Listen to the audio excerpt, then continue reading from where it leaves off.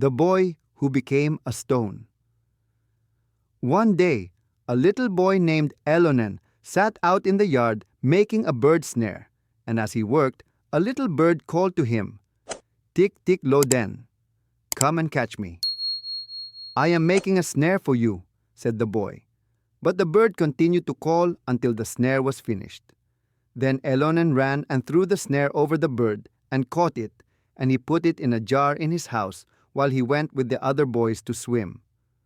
While he was away, his grandmother grew hungry, so she ate the bird.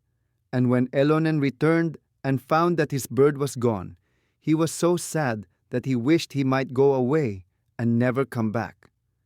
He went out into the forest and walked a long distance, until finally he came to a big stone and said, "Stone, open your mouth and eat me."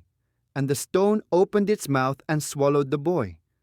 When his grandmother missed the boy, she went out and looked everywhere, hoping to find him. Finally she passed near the stone and it cried out, "Here he is." Then the old woman tried to open the stone, but she could not. So she called the horses to come and help her. They came and kicked it, but it would not break.